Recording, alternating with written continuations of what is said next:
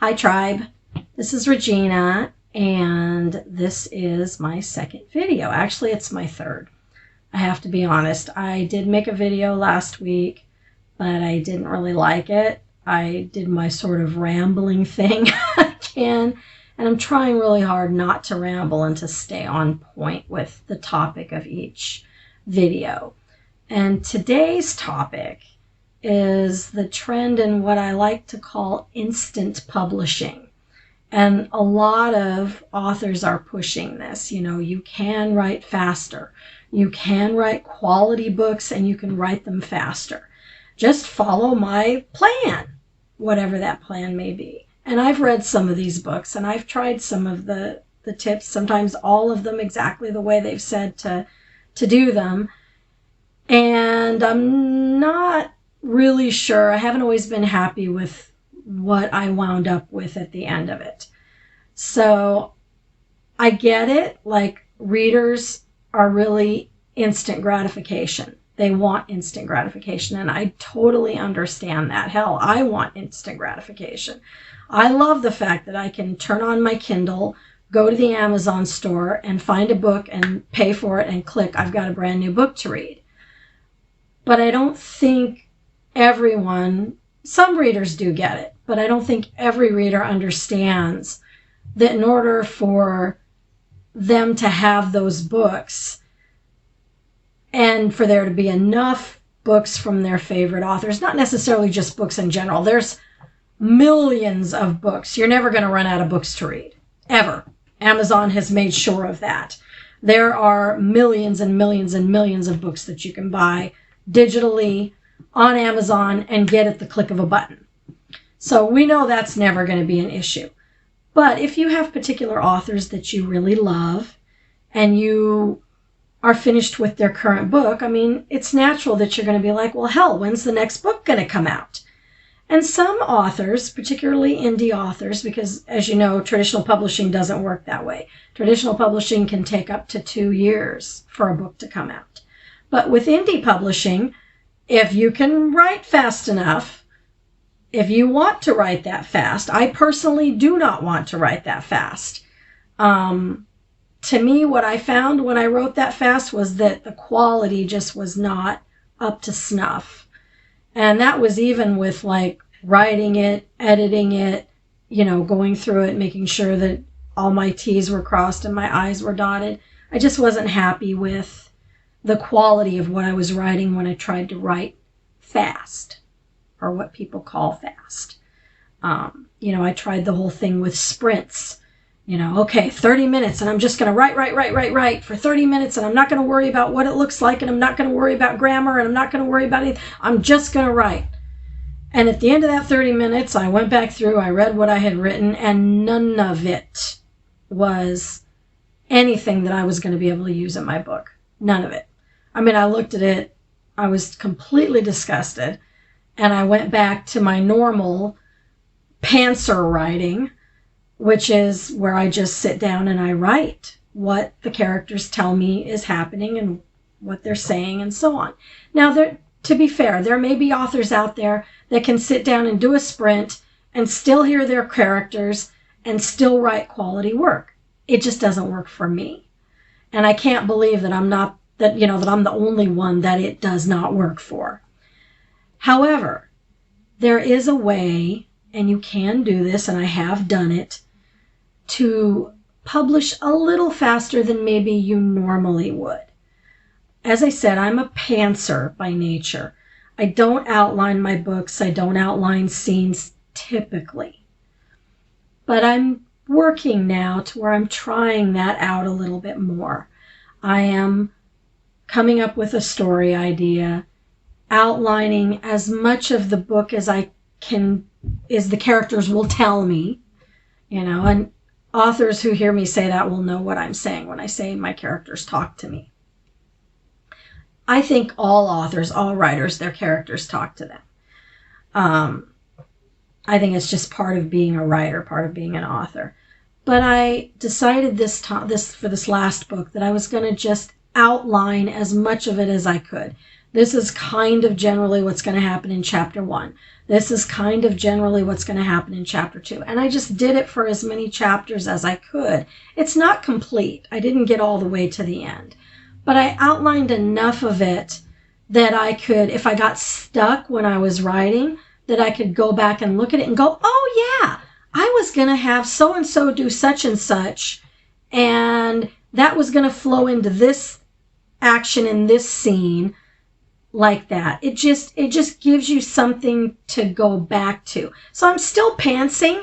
I'm still writing by the seat of my pants, so to speak. But if I get stuck, I've got something that I can go back and look at and go, oh yeah, that's where I was planning on going with that. And sometimes I'll go back and look at it and go, no, that's not where it's going. And I'll rewrite that part of the outline, because I'll look at it and go, it's changed. The characters have told me something different now. And so I'll go back in and fix it. It is helping me to write a little bit faster. I'm still not like hitting it every single day, an entire chapter sort of thing, or thousands and thousands of words every day. But I might be getting 500 words a day, or 1,000 words over 3 days. You have to remember, as I've mentioned before, I work a full-time job, and I also do some freelance work on the side. So I have to fit my writing in where I can. That's another thing, is not every indie writer is just a writer.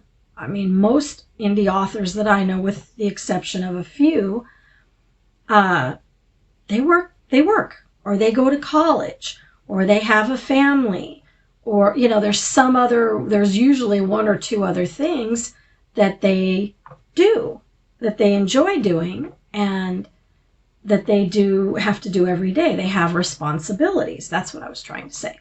Responsibilities, other responsibilities besides writing. I love to write. If I could write full time, you betcha. I would sit myself, I'd park myself in my chair, and that's what I would do. And that's what, really famous authors, for example, like Nora Roberts, do. That's what she does. She puts butt in chair and she writes books, and that's what she does all day. And I love that about her, but not all of us have that option. I'm the sole breadwinner for my family, so I have to work. So until some magical money fairy comes along and gives me enough money to where I don't have to work, I won't be writing full time. But anyway, back to things that you can do to maybe speed up your writing a little bit. And or if you're still not where you don't like the idea of speeding up with your writing, that's okay. But if you still want to keep your readers interested, another option. So first of all, like I said, outlining. Another thing that you can do these are a couple things that you can do also to kind of speed things up and to keep readers interested, is like I made my cover. I do my own covers. Not every author does their own covers. But if you're paying somebody to do your cover, you could get your cover done early and put that out there. And that kind of lets readers know, yes, I'm working on it. Here's something to tide you over. Excerpts are a great way, and even unedited ones are another great way to keep readers interested. They know something's coming. So you don't necessarily have to feel like you got to be a speed demon writing this book out, creating this story. You're keeping them interested. Teasers, those little graphics that people put out on the Facebook groups, and you don't have to just put them there. You can put them on Twitter, you can put them on Pinterest, etc. That's another way to keep readers interested, so that you don't have to speed up too much. But in a way, it also motivates you. Like, look, I've been giving the readers these things, and so I bet it for me anyway, it motivates me to think yeah, today I need to do some writing. And I maybe need to try to write every day, even if it's just a few hundred words, so that there is light at the end of the tunnel, and the readers know that this book is coming, and maybe it's 2 or 3 months, maybe it's 6 months, but they know it's coming. They know you're making progress. That's a way to, I don't know if you want to call it speed things up, but to me, it's a way to keep readers interested and let them know that you're making progress. So maybe not speed things up per se. Another thing you can do is just make sure if you have a readers group, which I do, and I'll be the first to say I'm not always the best at posting regularly there. But if you do post regularly, if you have an authors group and you post regularly, and it doesn't always have to be about your book or whatever, you can tell them about your day. If you went on a little walk or something and you took some video, you can share that. Hey, I went for a walk. Look at the beautiful flowers. Whatever. That sort of thing. Mainly what I'm saying is you're keeping in contact with your fan base, whatever that fan base is. That's a way of motivating yourself to write, first of all, and keeping the readers interested and they know something's coming. And if you're posting something regularly about your book, whether it's a teaser or a little book trailer or, an excerpt, the cover art, whatever it is, if you're posting something semi-regularly, like I said, I need to do better. I know I need to do better on posting regularly, on having content regularly. That's one of the reasons that I decided to start doing these videos on YouTube. Even though I'm not particularly comfortable being in front of a camera. It's just not my thing per se, but I'm getting to where I kind of enjoy it a little bit now. So we'll see how this goes. But it will give me something to post in my group to let them know that things are moving along. Yes, I'm working on this book or that book. Actually, speaking of that, another thing you can do to keep the readers interested and motivate yourself to write is to publish on Kindle Vella. At first, when Kindle Vella first came out, I was like, nah, I don't want to do that. I didn't even stop to think about maybe a book that I had started, that I had gotten about halfway done with, and using that to start a serial on Kindle Vella. But that's what I did. I had a book sitting on my computer that is probably 80% finished, called The Keepers of Eternity. And it's a time travel fantasy medieval romance, but there are elements. One of the main characters is from the present, just to be clear. So I call it a fantasy medieval romance because a lot of the book takes place in the past. But the heroine is from the present. So it's like a time travel kind of mixture. It's why I call it's why I call my books speculative fiction romance or speculative romance fiction, because I tend to mix genres. I love mixing genres. 30 years ago, if you had a book that was a mixed genre, you could forget it. Nobody would touch it. No publishers would touch it. They were not interested. Maybe 40 years ago, they were not interested in cross-genre anything. Now we've got cross-genre all over the place, and it's popular. Paranormal romance, shifter romance, Omegaverse romance, LGBTQ romance. And that tends to get mixed in with paranormal and psychic and witches and everything else too. So, LGBTQ can be paranormal and all those other genres as well. So there's things out there now that 40 years ago, oh my God, if you'd sent that into a publisher, you would have got an instant rejection stamp, because you weren't following the rules, so to speak. So anyway, that is what I started doing, and I've got 11 episodes, so I'm going to post an episode a week. The first 2 episodes are up. You can read the first 3 episodes for free. So if you're waiting for me to finish Ryan's Guardian and you just want something of mine to check out, then please go check out The Keepers of Eternity on Kindle Vella. Like I said, you can read the first 3 episodes, and I don't know how much the tokens are. I didn't look to see, but if you want to read more, you can just purchase tokens. And Kindle Vella is basically set up for your phone. So you can do this through your mobile phone, your mobile device. I'm pretty sure you can probably do it through your Kindle device too, but I haven't tried to do it myself yet. If I do try to do that, I will, I'll try to do a video on it so you know how to do it too. Or on my computer, I'll try to do it on my computer too. So you'll know how to do it too if you don't want to read on your device. So you know how to buy tokens basically, and how much it costs and how many you need to buy to read the episodes and so on and so forth. But anyway, like I said, check it out.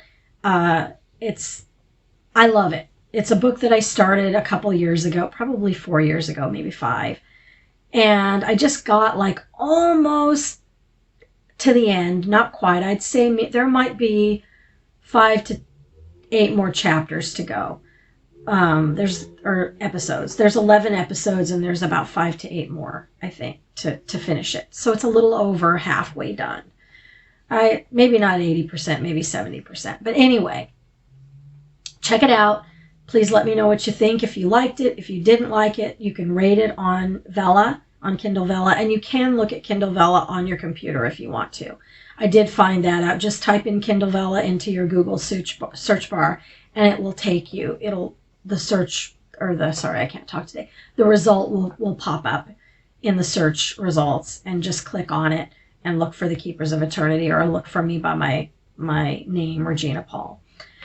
So anyway, we got to the point where I got off track a little bit again there, but that was because I wanted to point out that Kindle Vella is another way to maybe let yourself feel like you got something going while you're working on your novel. So if you've got a novel sitting on your computer that's got, 10 or 12 chapters done already, put it up on Kindle Vella. From what I understand, you're not getting paid with Kindle Vella just by reads or just by ratings. If I'm understanding it correctly from the hoopla that I'm reading online, is there's an actual Kindle Vella fund, and people are getting paid. It's basically not great money, but I know one author that's making like $200 a quarter, and she's got both a fiction and a nonfiction up on Kindle Vella, which I thought was really cool. I would have never thought to put a nonfiction on there, but she's doing well with it. Excuse me. Oh, sorry, nose itch. She's doing very well with it, and I figured, if she's doing well, there's no reason I couldn't too. And if you're an author, there's no reason you couldn't. What I would say though, and what I'm planning on doing is, once I get to maybe the 7th or the 8th episode posted, I'm going to start writing I'm going to write episode 12 and then episode 13 and you know what I'm saying? In other words, I wouldn't wait until you've posted all your episodes, your incomplete book up on, sorry guys, no allergies, on Kindle Vella. I would not wait until you got to the end and then go, oh my God, I don't have anything new to post. Just, like I said, once you're getting past the halfway mark, just write another episode. It can be 600 words. It can be 1,000 words for that episode. You don't have to write the equivalent of an entire chapter, like 10 pages or whatever. You can write the equivalent of 3 or 4 pages or 5 pages, and that can be your episode. So that's another way to kind of keep readers interested. The other neat thing about Kindle Vella, in my opinion, is you don't have to make a cover for it. You can find like a piece of artwork that's like public domain or is free to use. For example, like on Pixabay. There's a lot of really nice 3D artwork and some nice photo manipulation on there too. You can go there and look, and if you find something that fits the theme of your book, you can use that. You don't have to. You can also pay somebody to make you a Kindle Vella cover. You can make a Kindle Vella a Kindle Vella image, I should say, not cover, because you don't have to put the title or anything on it. You can make a Kindle Vella image on Canva, would be another way to do it. If you're familiar with 3D art, you could use a program like DAZ Studio. You could do photo manipulation if you're good at that. Or as I said, you could pay somebody to do a piece of art for it. It's up to you. In my case, I just created a little 3D piece and used that because I used DAZ Studio. So there you go. Perfect. Anyway, another way to keep readers interested, maybe a way to bring in new readers so that if they read your Kindle Vella episodes, maybe they'll go buy your books or go check out your other books in the Kindle store. It's a good way, if nothing else, to maybe make a little extra money from Amazon's Kindle Vella fund. So we'll see how that goes. I think by the time that they're gonna have another round of payments, I should have maybe 6 to 8 of the episodes up. So we'll see if it comes to anything. I may not have the same success that the other lady did, but I figured, oh, sorry, I kicked my chair. But I figured that it was worth trying it out. So you want to be faster. You want to have more stuff out. As I said, outlining is one way so that to help you write a little faster. Look for unfinished books on your computer. And that's not necessarily to help you write faster, by the way, but that's one way that you can keep readers interested.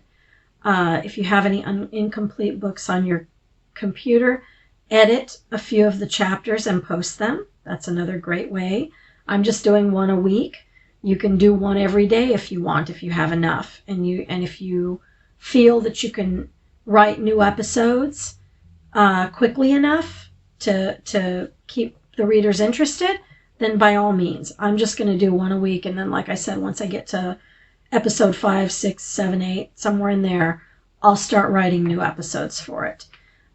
They're probably going to be shorter episodes because I don't want to take away too much from writing with my novel. Again, we want to kind of keep the readers interested. We want to motivate ourselves to write more. Maybe not faster per se, but more often. We want to encourage ourselves as authors to write more often. Spend more time every day or every couple days writing instead of maybe once a week. Like what I've been doing is like once a week and sometimes only twice a month if I'm just really doing too many things or if I'm too busy. So I want to get better, and I think outlining, having the serial novel on Vella, Kindle Vella, doing these videos, creating video book trailers and stuff. The point being keeping people motivated, keeping people interested, keeping me motivated, them interested, and hopefully me writing more often so that I can get that book, Ryan's Guardian, get that one out quicker maybe than I would if I'm going at the pace that I'm going now. That's the point that I'm trying to make. I'm going to take a look at my notes here just because I want to see what else I wrote. I'm going to bring my, oops, sorry, I bumped my little stand that my camera's on. Just looking at my notes to see if there's anything else, and there's not. That's pretty much what I had to cover. I'm flipping the page here just to see. Basically, there's another way to sorry, I did have a few other things to say. So outlining, making sure you're doing your marketing stuff, like I was talking about. Make sure you're communicating with your fan base regularly. Staying in touch with them, and that's what these videos that I'm doing are for. I'm going to be posting more often to my fan base, my Facebook group, Regina's Tribe. I'll put a link down in the bottom if you'd like to join. And I always tell people there when I've got a book out, not just my fiction books, but when I put out a coloring book, or when I make one of my coloring books available in digital form so that you can just buy a less expensive copy and then print it on your printer. Things like that I will post there, which I think is useful because not everybody wants to pay for a paperback. I personally like to buy digital coloring books because then I can just print out as many copies as I want. If I screw one copy up, then I can just print another one. So outline, another thing is to set goals, set writing goals. So right now I'm not setting writing. I haven't been setting writing goals. Let me refresh what I'm saying. I have not been setting writing goals, but I'm going to start doing that. So like, I think to start out with, I'm going to try to write 500 words a day. And then I'm going to increase it to 1,000 words a day. And, you know, I don't think I'm ever going to be able to write more than 1,000 a day. I might be able to. We'll see. If I find that I am able to write 1,000 words a day or 1,000 words every couple days, then I'm going to try to increase it a little bit and see if I can go a little bit faster. So that, let's see. Okay, so I think, sorry, I'm just looking at my notes again. Trying not to ramble. Oh, that was another tip that I had if you want to learn to write a little faster or get your books out a little faster, is to break everything down into small, bite-sized, doable actions. So that's why I said, you know, when I said, you know, goals, writing goals, start off small, 200 words a day or 300 words a day. And if you do more than that, great. You know, or say I'm going to write for 30 minutes and whatever I get. But I wrote for 30 minutes. You know, whatever your goal is, I don't care if you know, if you want to do words or if you want to do a time frame or whatever, but that's another way, you know, that you can speed up your writing, or speed up, I should say, rather than speed up your writing, speed up getting your book out in a somewhat timely fashion, you know, in between books, whether that's 3 months or 6 months, or I know authors that put one out about once a year. But they are constantly posting excerpts, posting teasers, posting cover reveals, you know, communicating with their fan base on their a Facebook group if they have a Facebook group, or communicating with their fan base on Twitter if they're a Twitter person, you know, they prefer Twitter, or Pinterest or wherever.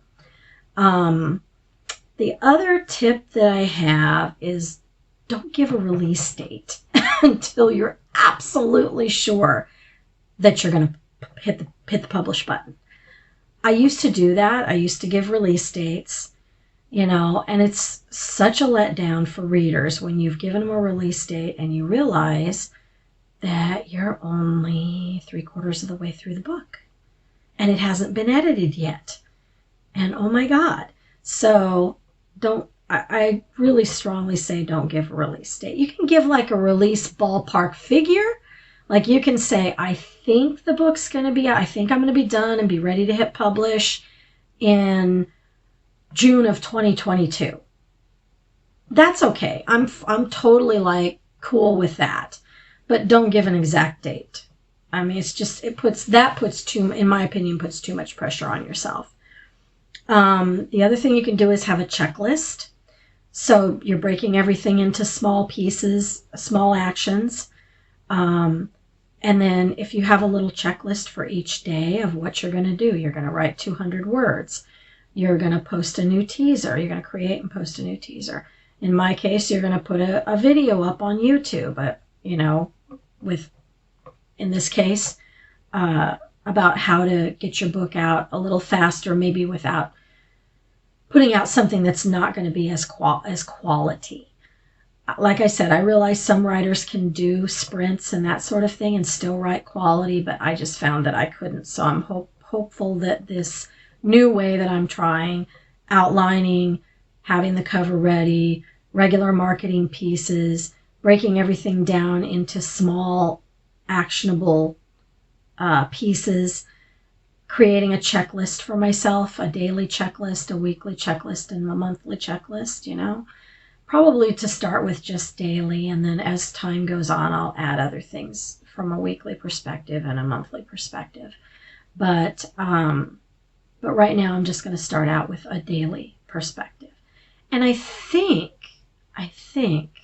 that, and again, I have not tried this. If you're an author and you're watching this and you'd like to try it with me, I would love that. Please, you know, if you do, put it in the comments. Tell me you're going to try it. And then feel free to comment again later after you've been trying it and tell me how it's working for you. And I'll definitely have an update video and say how it's working for me. I think that's about it today. I hope that these tips help you. And I hope you understand why, for me anyway, that I'm not getting books out as fast as maybe some of my counterparts. Another reason, which I forgot to bring this up, is I've seen a lot of authors who are doing this thing where they're publishing, for example, a book a month, are getting burned out. So they might be able to maintain that for a year or two, and then they get burned out and they can't do it anymore. I mean, I know specifically of one author who has maybe this last year only put out 2 short stories. She said, I'm not going to name her because I don't want anybody to feel like they're under the spotlight or like I'm being critical or anything like that, because I'm totally not. I completely understand and empathize. If I was in her shoes, I mean, I don't even know how she did it to begin with. And I loved both short stories anyway. So there we go. I will read anything this author writes. I don't care how often she puts something out. I will read it. She's that good. But burnout is a very real thing, and it does happen to people. And it specifically does happen to indie authors. So I think if you pace yourself, if you maybe take some of these tips that I've mentioned and then pace yourself, you're going to be less likely to have burnout. You're going to get your book written more quickly. You're going to keep your readers interested, and you're going to bring in new readers. Okay, now that really is the end of this little talk. I can't believe I just talked for 31 minutes. I totally thought this was going to be a short video and be like, if I was lucky, 15 minutes. So anyway, I hope that you all had a wonderful, happy Easter if you practice Easter. And I hope that you have a very good week coming up. If you're watching this, thank you very much. Please consider subscribing. I need to get more subscribers so I can kind of get in YouTube's algorithm so more people will see this. And please like it if you liked it. If you didn't like it, please don't that you didn't like it. Just don't like it. Don't click anything, please. Otherwise, if you liked it, click liked. Anyway, thanks so much. Have a great week. I'll see you next Saturday. Bye.